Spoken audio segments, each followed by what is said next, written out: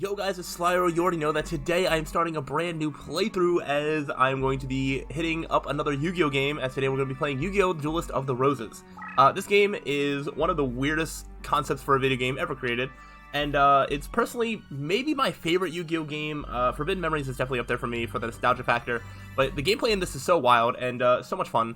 So I have been wanting to do a playthrough of this for a long time, and now is just the perfect time to do this.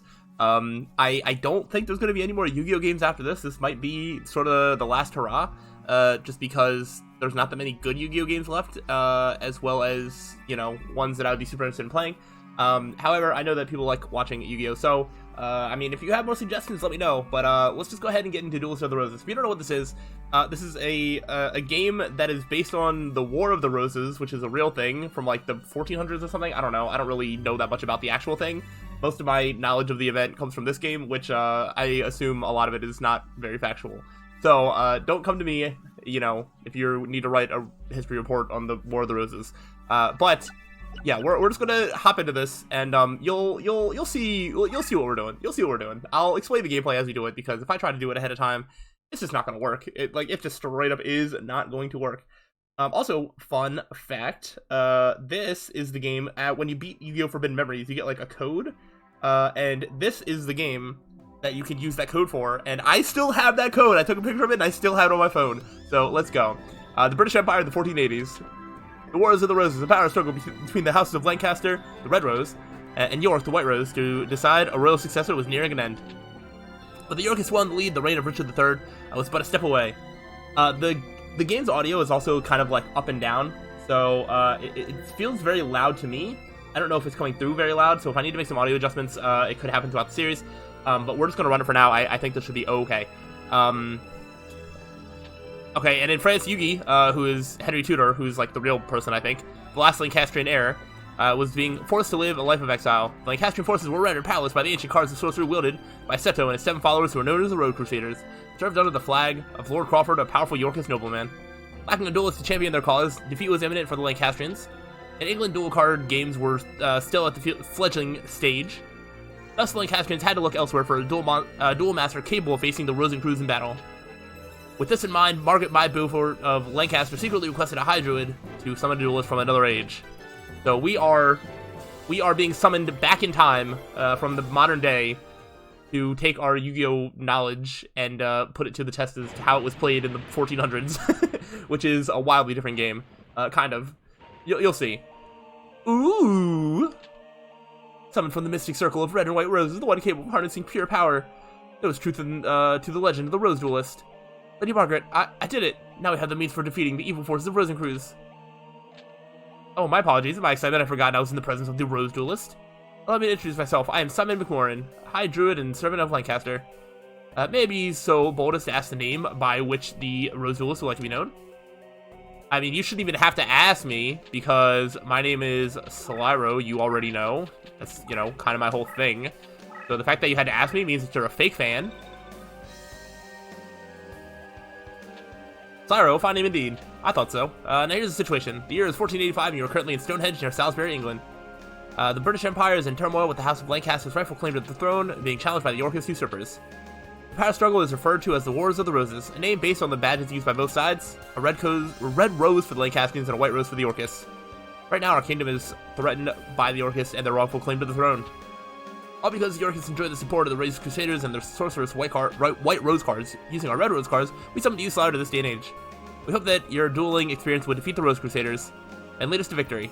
You will help us. Of course you will. Foolish of me to doubt where your loyalties lie.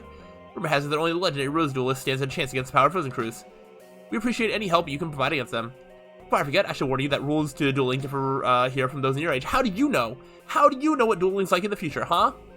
Did you see into the future? Here in England, dueling is governed by what is known as the perfect rule. In addition to several minor distinctions, there are 2 major differences. One is the existence of movement or positioning. The other is the deck leader concept. These 2 are aspects of dueling that were lost in the process when the ancient sport of duel monsters was adapted to card form. I feel like I missed a word in that sentence. That didn't feel like a real sentence. The perfect rule represents these lost rules that were miraculously revived here in England. Perhaps the practice duel will assure better than explanation, shall we? We are not going to play practice duel because I know how to play. And I will explain to you how things work. At least I'm assuming I remember most of the mechanics of how this works. First of all, you must select a deck to duel with. It is important that you feel vibrations of a deck leader, the minute resonations that ring through to your soul. The cards themselves draw the power from the energies of the Ancient Ones. The deck leader acts as an intermediate between the Ancient Ones and the deck wielder. So it's essentially that you select a card leader whose rhythm matches the stirrings of your soul. Here's several decks from which you choose. Give it some serious thought and make your selection. Choose carefully, for the deck you select will guide the destiny of your duels. So you actually don't get the same 3 options every single time. I don't know if it's based on your name or if it's just like random, but I think there's like 5 or 6 different options. So I don't think it actually matters what we do, but you can obviously see, I think your attributes kind of matter in terms of like what is going to be like useful. But no matter what, our deck is going to end up changing a whole lot throughout the game. I'm kind of leaning Birdface here, because Birdface is a pretty funny name. I also like Winged Beast monsters, and Winged Beast usually goes along with like dragons and stuff, and dragons are also very cool. King Tiger Wanghu would also be cool. It is very, very like only beast. Like the main that says races? Is that what does that say? You have the main attributes. I feel like the text isn't coming through perfectly accurately, but I think we're gonna pick Birdface. That's gonna be our deck leader for now. I say for now, it's probably going to be our deck leader for the whole game. You can make other cards your deck leader. It's sort of a weird concept, but I'm going to be honest, I'm probably not going to mess around with it too much. I think it requires a lot of grinding to get your deck leader. Essentially, you can get like extra abilities and stuff, and they're just not very necessary for the most part. But they're cool if you end up getting them. So that's the effect of the Celtic Red Rose cards. It looks like there's some truth to the rumor that the Red Rose cards are capable of time transformation. Who's there? It's been some time since the Battle of Barnet, old one. Rosencruz, what brings you here? Only a member of the Rose Crusaders may call me by that name. If you may recall, I told you once before that you may only address me as Seto. Or does memory fail you, old man? And you must be the dreaded Rose Duelist. I must admit there's a certain aura, a power emanating from you. I believe an introduction is in order. I'm Seto, leader of the Rose Crusaders. They're members of our little group who prefer to call me by the name of C. Rosencruz. I ask you again, what brings you here, Seto? Mind your manners, old man. What else would bring me here? I've come for the Red Rose cards. After all, it was you who showed me how the summoning capabilities would evolve when the Red Rose cards are combined with the transform powers of the White Rose cards. You're not thinking of attempting the Forbidden Rose summoning. If so, then the Red Rose cards must never fall into your evil hands. Card sorcery taps into the powers of the Ancient Ones. By their very nature, each card is a double-edged sword that can cut both ways. Those cards alone harness tremendous power. There's no telling what horrors one might unleash after the world by combining both red and white. I'll sacrifice my own life if need be to prevent any from uttering the spell of doom. Spell of doom, fool. The 16 red and white rose cards grant power over all. Druid legend has twisted the true meaning of these cards. We Rose Crusaders have sworn to create a utopia free from the ravages of war. We intend to accomplish this with the power of the cards. We shall do so by extending the rule of Richard III throughout the known world. By the way, it was clever of you to form a circle of red roses within the white rose barrier to summon the Rose Duelist. You were foolish to come alone. This area is surrounded, and if you wish to leave with your life, you will do so only by handing over the red rose cards. Me? A fool? Then what about you? Are you fool enough to actually believe the red rose cards would remain here in my possession? Right after the summoning, I had the cards dispersed among our best duelists to keep them from your tainted hands. Then you leave me with but one option. I shall enlist the aid of your precious Rose Duelist. You take leave of your senses. And you speak too soon, old man. You know I words Duelist. If you wish to return to your proper time period, you will require 16 cards of the red and white roses. The red and white positions must be laid out in reverse of the summoning order to send you home. You know the spell? Since you need the 16 rose cards just as much as we do, I propose a partnership. Help us gather the cards and I shall guarantee your return after we've achieved our ultimate goal. An absurd proposal. Do you think that the Honorable Slyroh would even lend an ear to your ridiculous proposal? Can you be so sure, old man? Let me see. Simon's side has 8 the red rose cards, while my side, the Rose Crusaders, has possession of the 8 white rose cards. As the numbers are even, simple arithmetic indicates that you could side with either of us. But I'm sure you'll take into account who's winning this war. After all, who is desperate enough to summon you in the first place? I think it's quite clear which side is better positioned to send you home. Slyroh, he not the where's this power-hungry lunatic. Simon, must you resort to name-calling? I'm hurt. I'll tell you what, why don't we leave this decision to our dear duelist? After all, Simon, the duelist's future is not for us to decide now, is it? Well, yes, but... Splendid. In keeping with the tradition of the old Temple Gardens, I offer you a choice, duelist. Here are 2 roses. The white represents me, and the red for old Simon here. For the sake of justice, choose the red rose. Stand by my side, Duelist. Choose the white rose. And you actually get a choice. You can choose whichever side that you want. I actually know which one I'm going to choose. So, and you do... I don't remember exactly how it works, but essentially after you beat one side, you then get the chance to go to the other side and get that, and then you can get all 16, like for each ones or whatever. So I'm actually going to side with the Yorkist. Now, generally, on your first playthrough, you would think that you're like, oh, I want to join like Yugi. That's like the good side. And I mean, maybe in the real life they are the good guys. They probably are. But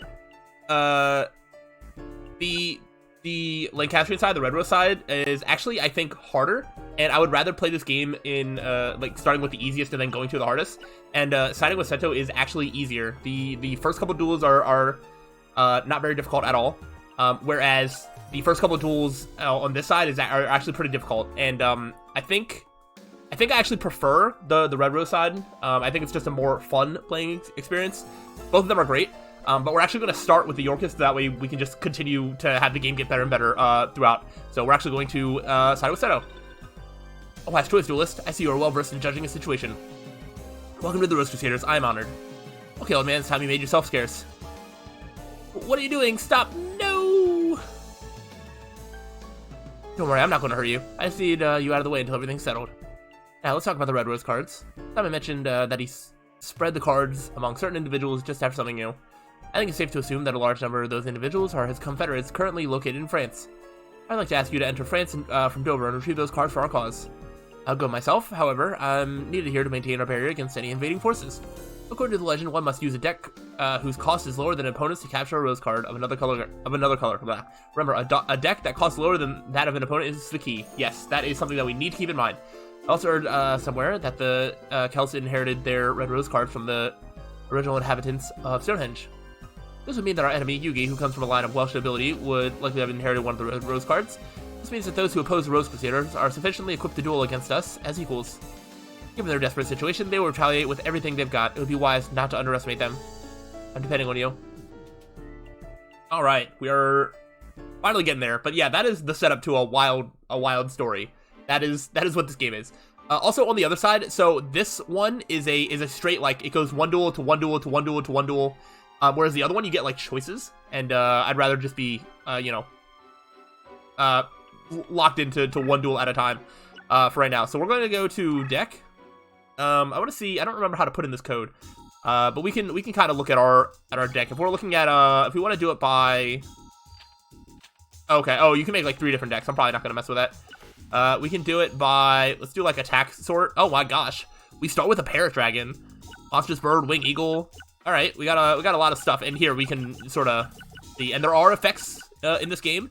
You know, so we do have to keep that in mind. There's also fusion in this game in the same way that there is in Yu-Gi-Oh! Forbidden Memories. A lot of the fusions that work there work here as well. I actually don't see a ton. I think we're going to have to get some new cards to help with the fusion. We got Mountain. We got Windstorm of Itakwa. I actually don't know what that is. Boost the attack and defense factors of all Wing Beast by 600 points. Very cool. Follow Wind is the power of Wing Beast monsters. Gust Fan is also increases the power. Alright, I think there's a difference between power-ups and monster. Power-ups are like equip cards. House of Adhesive Tape is going to be useless very, very quickly. It only works with monsters that are attacked 1,000 and below, and that is what we have. But there should be a way to, enter a password. So I just want to see what this password that we got gives us. I don't think it's the same. I think there's a different password when it's like a randomized password when you beat Yu-Gi-Oh! Forbidden Memories.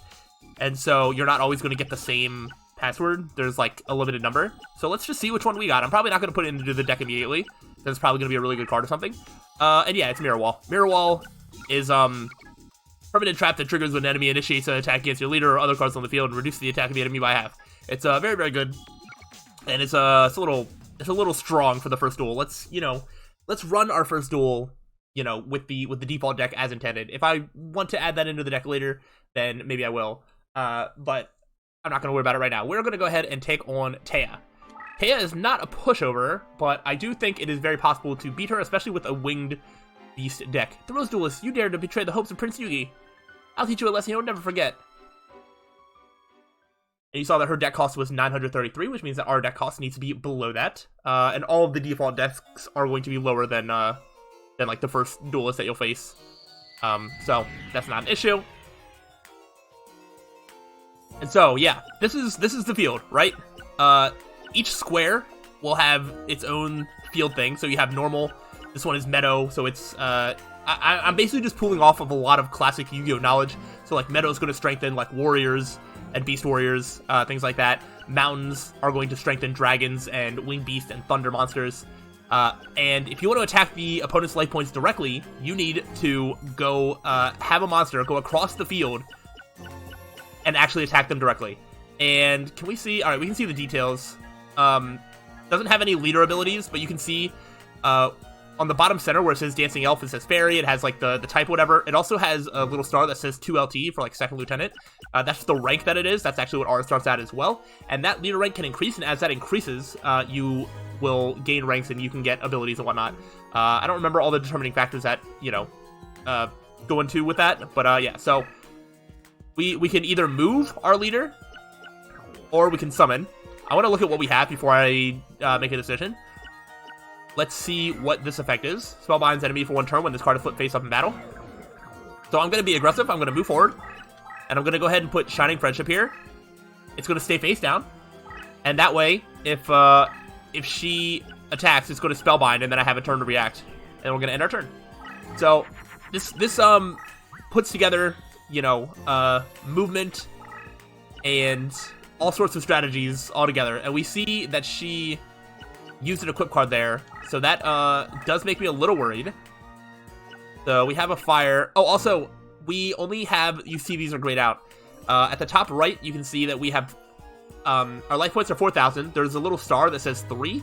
And that is the amount of stars that we can use, play on each turn. So that way you can't just start the duel with like summoning like a 10-star monster. I think your first turn, you can do up to 4 stars. We must have used, what is this? Yeah. This is 4 stars. So you start the duel with 4 stars. And then on each turn you get 3 stars. So sometimes it's best to just not use anything. What I'm probably going to do, ooh, Wing Eagle is right there. I think I can combine the Wing Eagle with the Wings of Wicked Flame for a Crimson Sunbird, assuming that it still works that way. We'll see. I'm going to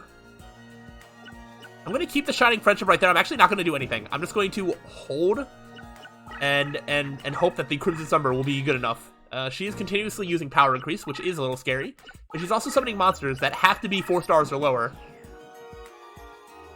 He's also moving stuff out of the way, so that makes me want to do that. I'm going to go on this side of her to do this thing. This Wing Eagle is also just really good on its own right. But they do fuse together, and I don't think she's going to have anything strong enough to take out a Crimson Sunbird, so I'm going to start, you know, closing the gap there. Some of the early opponents make very questionable decision-makings with their positioning. Like, she's still just, like, moving cards, like, way over to the corner. Like, I don't know what that's accomplishing, but it's not, like, super helping. So I'm just going to start cornering her in. We are going to have to go through this line of cards, so maybe that's her little strategy. This is 1600, and I think this is the one that she summoned and did not power up, so I'm going to take the risk and attack. Alright, it looks like there was an effect. Oh, right. We'll watch the first one, but this has a whole, like, animated thing that I usually turn off the animations, because obviously if we do this for every single attack, it would make the game take forever. So we're definitely not going to be doing that. But I think we did it. I believe there's a way to look at the opponent's graveyard as well, if we wanted to know what that effect was. I believe it said effect, but I don't know if it triggered. And then our Blue and Crown gets to, you know, do a little victory dance. And then all the other Yu-Gi-Oh! Rules apply. Lost 900 life points. We start with 4,000. Graveyard. Yeah, we can look at the enemy graveyard. So if we want to know what Tenderness did, when the card is flipped face up, all damage to life points reduced by half. Oh, but it wasn't in the defense position. That's why it didn't count. So that was a misplay by Taya. Let me go ahead and turn off the big animations there. Yeah, I can keep moving forward. We got that. And I already used my summon. So yeah, I like putting pressure on the opponent if given the chance. This is making Taya look like a bigger pushover than she generally is, because she definitely has the ability to summon stronger monsters. There we go. I was gonna say, that Wing Egg of Life, 1900, like, that's not a pushover at all. I also think there are, I don't know all of the attribute matchups, but like, so right next to where it says Fairy, there's like a light thing, so that one's light. I know like our Shining Friendship is light. A Bird Face is like wind. So there's that. Also, 13. Wow, she actually just like let herself lose by just keeping her leader there. But if you have an attribute advantage or whatever, I think you automatically win no matter what. I think that's how that works. So that's something to be careful of. You either automatically win, or you spellbind the opponent for like a turn or two. I don't remember exactly how it works. But we can attack Taya's leader directly, which means that we just get to win. Oh, and we I guess mountains also power up fairies. I didn't even realize. When you attack into a space, you also get the boost. So this is just a victory on like turn 4. That was a very, very fast win. I didn't actually expect to win that easily, but I think our default deck is actually pretty solid, and this is a pretty good matchup for us. So we win, and we get to spin a wheel, and I think we get all the cards that we land on. If those fake traps mean that there just wasn't enough cards in the graveyard, but we can take some of her cards if we want to. And if you line up all 3, you also get an extra special card. So I like trying to line them up. 1, 2, 1, 2, 1. All right, so I got that. That's actually pretty good. So, all right, if I can line this up, we'll get something really good. There we go. So we get the Silver Bow and Arrow, and because we lined all 3 of them up, we're going to get a Summon Skull. I was going to say, I've had some crazy drops. I remember one time playing this game, on the very first duel, I got like a Blue Eyes White Dragon. Summon Skull is also kind of ridiculous. We can absolutely put that in the deck, and none of the early duels are going to be able to stand up to us, like, at all. The first 2 duels on this side are very, very easy. The third one is where the difficulty ramps up a little bit. I guess I lost. It pays me to know I lack the strength to protect my Lord and Love. Alright, we got a Red Rose card, which is nice. That will add to our collection. And that unlocks the ability to do the next duel, which is going to be Tristan. Tristan Gray. His deck cost is 1149. He is not that strong. I actually think Tristan is generally easier than Taya.